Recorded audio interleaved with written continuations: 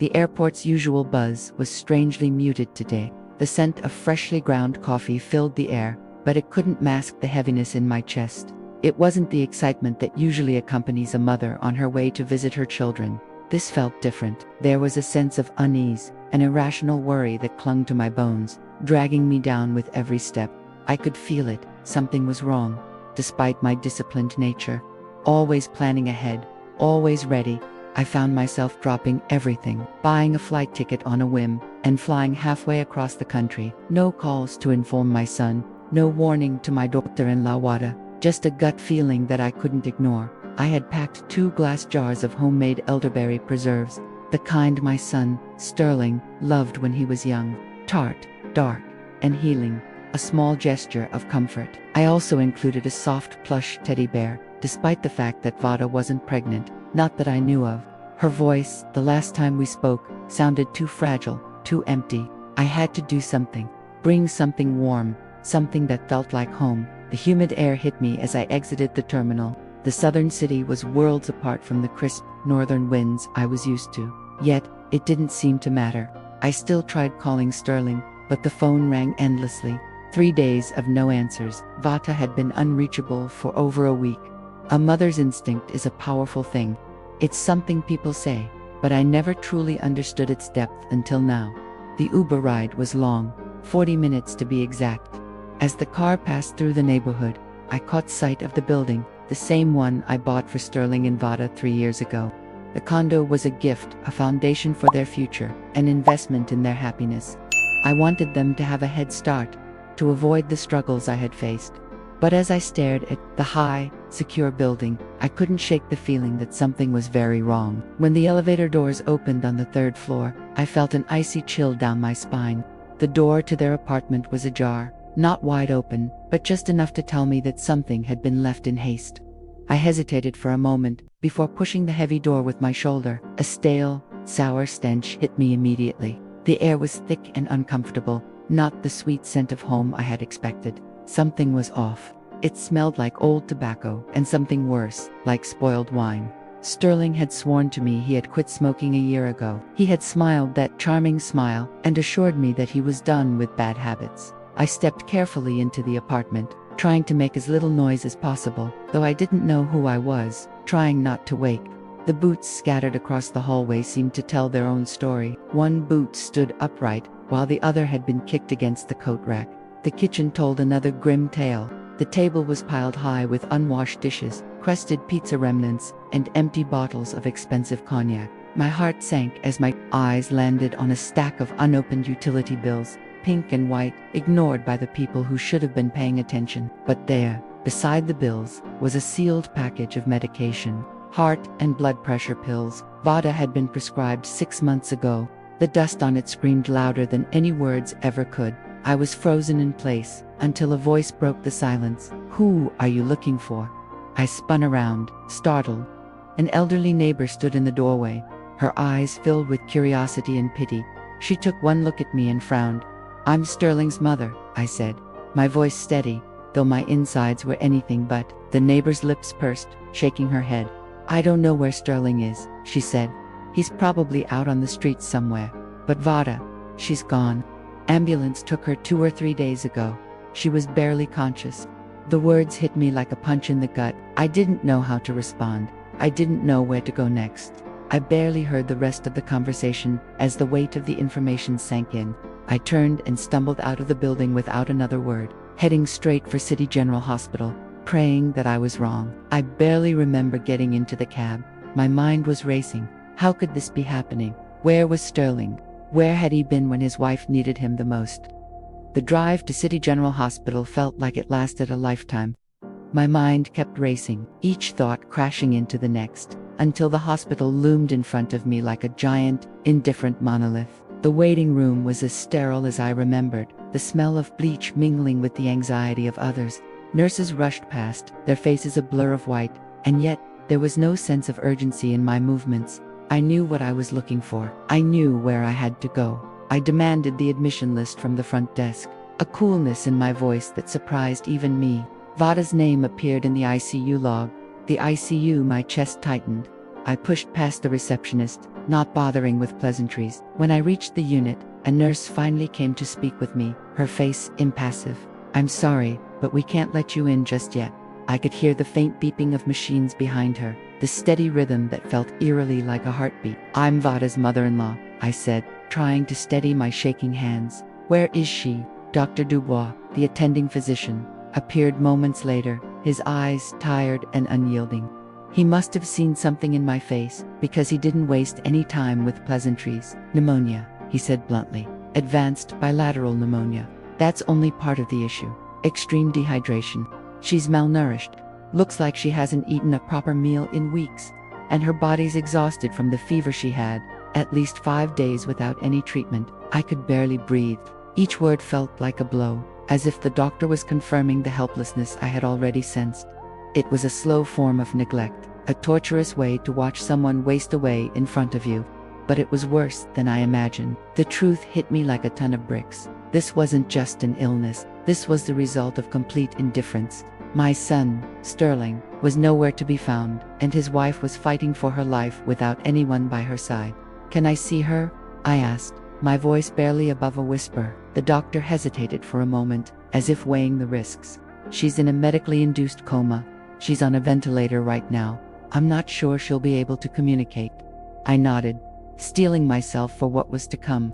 I walked into the ICU room with the doctor, the machines beeping more urgently with each step I took. Vada lay there, pale and fragile, her face so gaunt that I could barely recognize her. She had always been small, but now she looked fragile, almost translucent. The machines did the work of keeping her alive, but it felt like she wasn't truly there. I was struck by the realization. Where was Sterling? How could he let this happen to his wife? I could barely breathe as I stood over her bed. This wasn't just an illness. This was a silent murder. A slow death caused by indifference, by a lack of care from the one person who should have been there for her, her husband. I needed to leave. The weight of the room, the sterile air, the overwhelming sadness was suffocating me. I stepped back, needing fresh air to clear my mind. As I walked outside into the city's hustle, something in me snapped. There was a cold fire burning in my veins. I had done my part. But Sterling, I would make sure he would never get away with this. I barely registered the passing cars or the streetlights, flickering as I stepped into the cool evening air. The city outside seemed so unaware of what was happening behind its walls. The usual hum of life, people rushing, chatting, laughing, felt miles away from the bleak reality I had just encountered. But my mind was already elsewhere. I had one goal in mind, one singular thought that pulsed through me. And then I saw it. The roar of an engine broke through my haze, and a flash of metallic midnight blue sped around the corner. It was the SUV I had bought Sterling for his birthday just a month ago. It gleamed under the streetlights, luxurious and sleek, the epitome of everything my son had wanted, and everything he didn't deserve. The car screeched to a halt, the bass from the music vibrating the air, rattling the windows. I could see him clearly now, Sterling, behind the wheel, laughing carefree, as if he didn't have a care in the world. He was laughing with two women who hung out of the windows, their shrieks of laughter cutting through the night. His face, carefree, flushed with the excitement of the night, didn't even glance in the direction of the hospital. Va, fighting for her life just inside those walls. And here he was, speeding past without a second thought. I froze. A wave of disbelief washed over me. How could he be this callous? How could he act like nothing was wrong? The man who had sworn on his wedding day to love and care for her, who had promised to be by her side through thick and thin, was now laughing it up with strangers, in the very car I had bought for their future. I didn't even react as the car zoomed by. There was no anger in me, at least not yet. There was only an eerie, icy calm. A realization had already settled in. The man I had raised was no longer the son I knew. He was someone else, someone unrecognizable, someone who had chosen to bury his humanity under layers of privilege and self-centeredness. I stood there, watching the car disappear into the distance, until my phone buzzed in my pocket. I pulled it out, a message from Sterling, the first one in days. His words hit me like a slap. "Hey Ma, can't talk. I'm at the hospital with Vada right now. It's really serious. The doctors are fighting. I haven't left her side. Pray for us." I stared at the message, my mind spinning. The same person who had just sped past me, oblivious to his wife's life hanging in the balance, was now asking for my prayers. My grip on the phone tightened. the screen blurring before my eyes. No, there would be no more sympathy, no more excuses. I didn't scream. I didn't call him back. Didn't give him the satisfaction of hearing me. Instead, I dialed the police. My voice, steady and clear, gave them all the information they needed: the make of the car, the license plate number, and the location. The words came out of me like ice. Calculated, deliberate. This wasn't a mother protecting her son. This was a woman taking back control. I knew it wouldn't be easy, but I wasn't going to let him continue to hurt her, or me, or anyone else. With the police on their way, I felt a strange satisfaction, but that wasn't enough. It was time to make sure Sterling faced the consequences of his actions. The real battle was just beginning. I didn't know how long I stood there, phone pressed to my ear, until I heard the voice of the police dispatcher acknowledging my call. It didn't matter. Time had lost its meaning. My eyes were fixed on the street, on the empty space where Sterling's car had been. I felt nothing but a cold, piercing resolve. I knew what had to be done. The old emotions, the ones that had driven me to give my son everything, had died in that moment. The old, blind love had crumbled, leaving only the shards of betrayal behind. This wasn't just about protecting Vada anymore. This was about cutting the last ties to the person I thought I knew. Sterling had stolen enough. He had stolen from me, from Vada, and now, he had stolen the last thread of trust I'd ever had in him. He had used me. He had manipulated me, just as he had done for years. The new car, the condo, the lifestyle I had gifted him, all of it had been twisted into tools to feed his ego, his delusion that he was invincible. I turned back toward the hospital, my legs moving mechanically as if some invisible force was pushing me forward. I had made my decision, and it was final. Sterling thought he could run from the consequences, but I would make sure there was no escape, no more free rides, no more lies.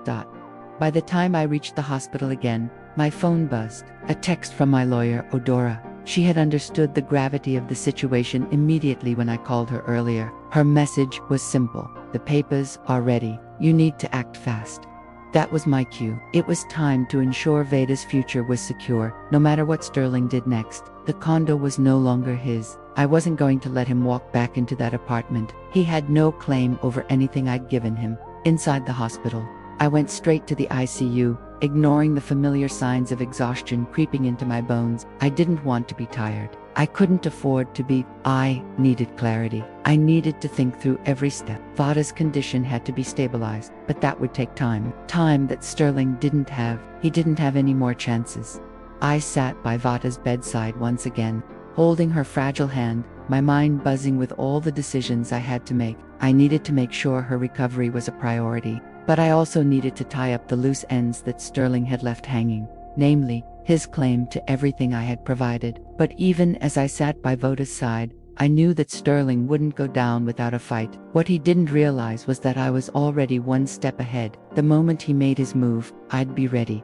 Hours passed, but I didn't move. My gaze remained fixed on Vada, her shallow breathing the only sound that filled the sterile hospital room. I couldn't stop thinking about what had just happened, about Sterling, the lies, and the irreversible damage he had caused. He had shown his true colors in that moment, his self-centered, entitled attitude undeniable. But more than that, he had taken something irreplaceable from me, the last shred of trust I had in him. I wasn't just fighting for Veda's future now, I was fighting for my own peace of mind. And for the first time in years, I knew that I had to do this alone. Sterling had proven he wasn't capable of taking responsibility for anything, not even for his own wife.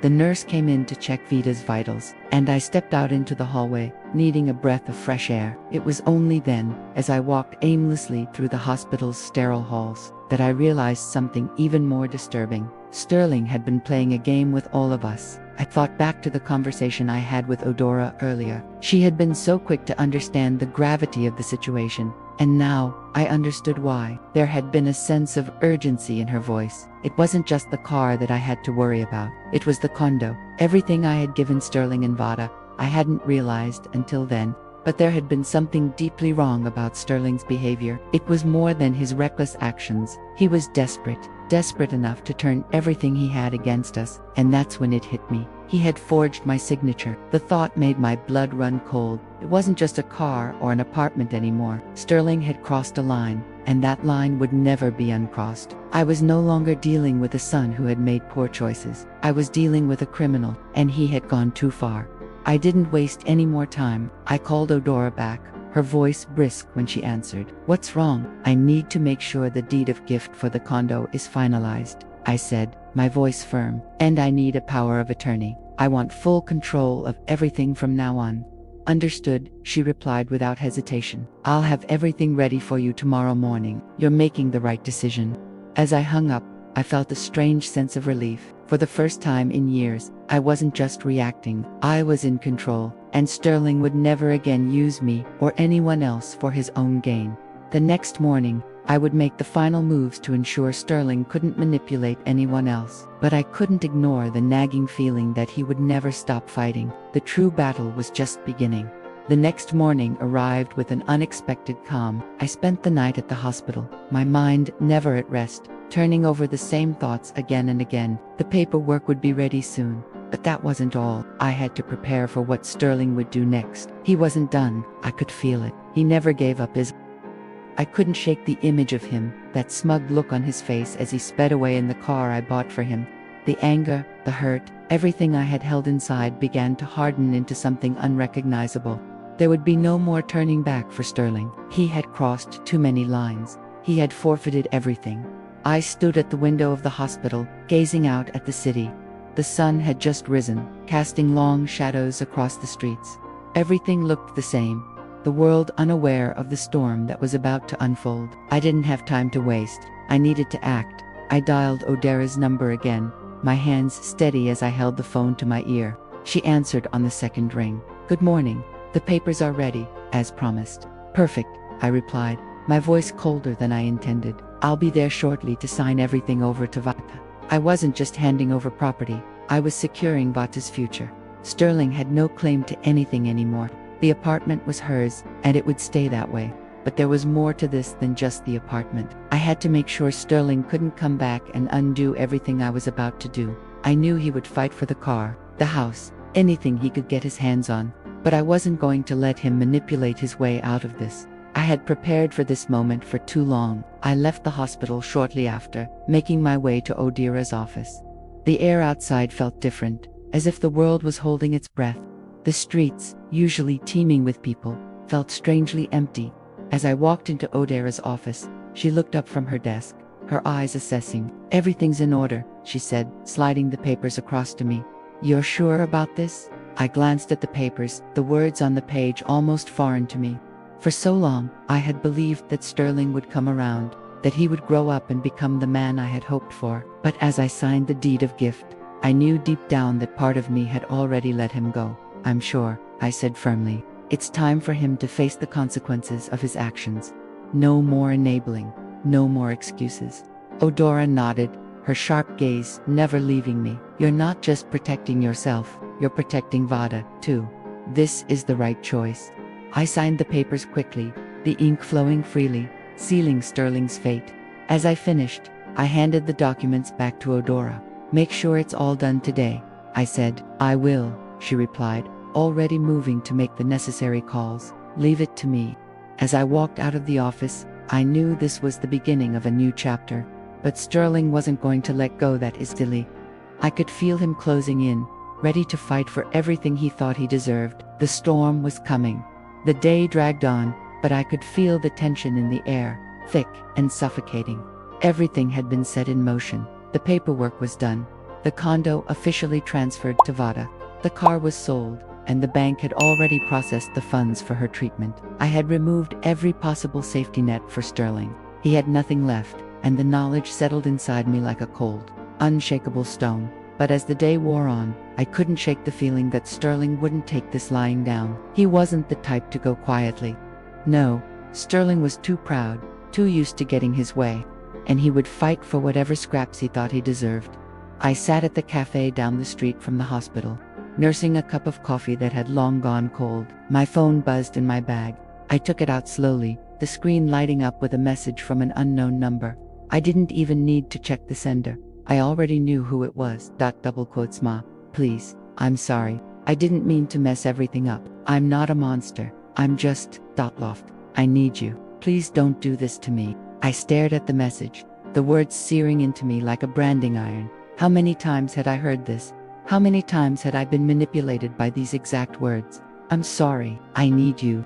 He was playing the victim again, just as he always did. But this time, there would be no sympathy. There would be no turning back. I didn't respond. There was nothing left to say. My fingers hovered over the keyboard, but I couldn't bring myself to type anything. Instead, I locked the phone and slipped it back into my purse. He had been given more than enough chances. He had pushed everyone away, used everyone who loved him, and now, it was time for him to face the consequences of his own actions. I walked back to the hospital. My mind was clear, but a small part of me still held a faint hope that I could fix things, that somehow, Sterling would realize what he had lost. But deep down, I knew that wasn't going to happen. Not now, not after everything. As I approached the ICU, my phone buzzed again. This time, it was a call from the police. My stomach tightened as I answered. Miss Vance. The officer's voice was serious, but not panicked. We've located the vehicle. Your son is at the impound lot trying to get it back. We've detained him. He's resisting arrest. I took a slow breath. Of course he was. He always fought when he was cornered. But this time, there would be no one coming to his rescue. He was alone in this. I want him to stay in detention, I said calmly. Press charges if necessary. No more chances. The officer acknowledged the command, and I hung up, staring at the hospital doors in front of me. I could hear the faint echoes of my own voice in my head, calm and unwavering. No more excuses. Sterling had burned every bridge, and now he had to face the consequences. But as I walked into the ICU, I realized that the fight wasn't over. Not by a long shot. The final confrontation was coming. The hospital lobby was eerily quiet as I stepped inside, the sterile air surrounding me with an oppressive weight. I wasn't sure what I expected when I walked through those doors, but it certainly wasn't this sense of finality. Everything had led to this point: the apartment, the car, the lies, the betrayal. And now, here I was, standing on the edge of something irreversible. I made my way to the ICU, passing by the nurse's station without a second glance. The security guard nodded as I entered the restricted area. They had been briefed about the situation, and now, the final chapter of this story was about to unfold. Sterling had always been good at manipulation, good at turning people against each other with his charm and his lies. But what I realized over the past few days, what the past years had taught me, was that I couldn't protect him anymore. He had shown me who he really was, and there was no going back. I pushed open the door to Veda's room. The beeping of the heart monitor was steady now, and the harsh reality of the situation hit me like a physical blow. Bata was still unconscious, still fighting for her life, but at least now, she wasn't alone. I had made sure of that. I wasn't going to leave her side again. The door opened behind me, and I knew who it was without having to turn around. Sterling had arrived. "Ma," he called out, his voice shaking with a mixture of anger and desperation. I didn't need to look at him to know what he was trying to do. He was trying to manipulate me again, trying to pull me back into his web of lies. I turned slowly, taking him in for the first time since the police had detained him. His clothes were disheveled, his face bruised from the scuffle. But there was something else, something darker. His eyes were empty, like a man who had lost everything and didn't know how to get it back. "You think you can just walk back into my life, Sterling?" I asked, my voice cold, unyielding. "You think you can lie, steal, manipulate, and then what? Ask for forgiveness?" He stepped closer, desperation written all over his face. "I'm sorry, Mom. I messed up, but I'm here now.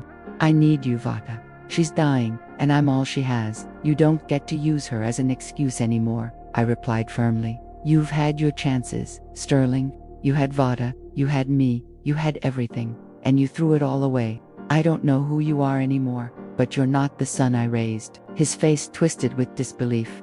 "What are you talking about? I'm your son. You can't just throw me out like this." I didn't flinch. "You're right about one thing. You're my son. But that doesn't give you a free pass to destroy everything I've worked for, everything we've built. You've made your choices, Sterling. And now, you have to live with them." Sterling stepped back, his shoulders slumping, as if the weight of my words was too much for him to bear. The arrogance, the bravado, was gone. There was only a broken man standing before me now. I could feel my heart hardening as I stared at him. He wasn't the boy I had raised. That boy was gone, buried beneath the lies, the greed, and the cruelty he had chosen for himself. This wasn't just a moment of anger. This was the end of everything I had once believed in. "You don't have to be this way," I said quietly, the anger in my voice fading into something colder, something final. "But you've made your choice. You're not welcome here anymore." Sterling turned to leave, but before he did, something inside me snapped. It was over. There was no more room for him in my life. The door slammed behind him, and I felt the finality of it. But just as I thought it was over, I received a message that would change everything. I stood in the quiet room, staring at the door where Sterling had just exited. His footsteps echoed in the hallway, but there was no weight to them anymore. No urgency. No power. I could hear him, but it no longer mattered. My son was gone, not just physically, but emotionally, spiritually. The son I had once known was lost to me forever. I turned back toward Vada, my heart aching for her. She had never deserved this. She had never deserved the neglect, the indifference, the abuse that had been heaped on her by the man who had sworn to love her. Sterling had shattered everything, not just the apartment or the car, but the very concept of family. And now, there was no going back. I sat back down beside Vada's bed, gently taking her hand in mine. The steady beeping of the heart monitor was a small comfort. I had no idea how long she would remain in this state, but I knew one thing for sure: I wasn't going to leave her side. Not now, not ever. I had done what I needed to do. The paperwork was final. The condo was hers. The car had been sold. The money had been placed in the hospital's charity fund for her treatment. I had cut Sterling out, but in doing so, I had created a new foundation, one that didn't rely on him. Just as I closed my eyes to rest, my phone buzzed again. A message from an unknown number. "Ma, please. I can't do this anymore. I'm sorry for everything. Please help me. I'm begging you." My fingers trembled as I stared at the message, but there was no hesitation in my heart, no compassion. I wasn't going to fall for this again. He was a grown man, and he had to face the consequences of his own actions. I could feel the weight of the decision, but there was no regret. He had taken everything I had given him and thrown it away. I wasn't going to be the one to pick up the pieces this time. I blocked the number without a second thought. The screen went dark, but the finality of the action burned through me like a cleansing fire. It was over. There was nothing left for him here. Nothing I could give him. Not anymore. The silence in the room was absolute. No more lies. No more excuses. Sterling had sealed his own fate, and now he would have to face the world he had created for himself. As I put the phone away, I felt a strange peace wash over me. For the first time in years, I could breathe. Vada was safe. The fight was over. Or was it? The last message I received, the one I had just blocked, hadn't been the end of the story. It was the beginning of something new, something Sterling would never understand. Stay tuned for part 10. Would you like to continue? The days that followed felt like a blur, a haze of movement and decisions, each one heavier than the last. But amidst the whirlwind of hospital visits, paperwork, and phone calls, something shifted inside me. The anger that had fueled my actions was gradually replaced by a strange sense of clarity, a knowing that, despite everything, I had done what was necessary. I sat by Voda's side every day, watching as she slowly began to recover. The doctors were cautiously optimistic. They had told me that if she had been left alone much longer, it might have been too late. But as she regained her strength, I could see the spark in her eyes returning. I had told her, over and over, that she wasn't alone anymore, and I meant it. No matter what happened with Sterling, I would be here for her. One evening, as I sat by her bed, Vada looked up at me, her voice soft but steady. "You saved me. You know that." I smiled gently, brushing a strand of hair from her face. "No, sweetheart, you saved yourself. I'm just here to help you get back on your feet." The words were simple, but they felt true. She had always been strong, despite everything, and now, she was finding her way back to herself, little by little. The thought of Sterling still loomed in the back of my mind, but I refused to let him control me anymore. He had made his choices, and now he had to face the consequences. I had to let go of the guilt that had clung to me for so long, the guilt of enabling him, of believing in him when he showed no signs of change. I had given him everything, and he had thrown it all away. Now, it was his turn to figure out his life on his own. I couldn't stop the message from Sterling that came a few days later, but I didn't pick up the phone this time. I didn't need to hear his voice anymore. Not when I knew it was nothing but more empty promises. I had already seen who he was. Instead, I took a deep breath and looked at Vada. She was no longer the fragile woman she had been when I first arrived. She was healing, both physically and emotionally, and that was enough. Sterling would continue to spiral, but I had already made my choice. My focus was on Vada now, and she would have the life she deserved. For the first time in years, I felt like I could finally move forward, free of the burden Sterling had placed on me for so long. The weeks that followed felt like a transformation, not just for Vada, but for me as well. Slowly, the weight I had been carrying for so long began to lift. I didn't realize how much of my life had been consumed by Sterling's chaos, his manipulation, until it was gone. I could breathe easier now. I could look ahead, and for the first time in years, I didn't feel weighed down by a constant need to fix what couldn't be fixed. The phone calls, the messages from Sterling, they stopped mattering. I had removed him from my life, and while that had been the hardest decision I'd ever made, it had also been the right one. Vada and I began to build a new life together, one where we didn't have to look over our shoulders or worry about Sterling coming back with empty promises. She found a job at a local library, working in the rare books department. A peaceful job that gave her time to heal and rebuild her confidence. She even started painting again, something she had always loved but had stopped doing when everything in her life seemed to be falling apart. I kept my distance from the past, from everything that had once tied me to Sterling. I had no intention of going back. I had already walked away from the life I had once tried so desperately to hold on to. Now, my focus was on the future, on making sure that Vada never had to endure what she had suffered with Sterling. One morning, as I was sipping my coffee on the balcony, Vada joined me, wrapped in a soft blanket. The air was cool, the kind of crisp autumn morning that hinted at change. We sat in comfortable silence for a while before she spoke.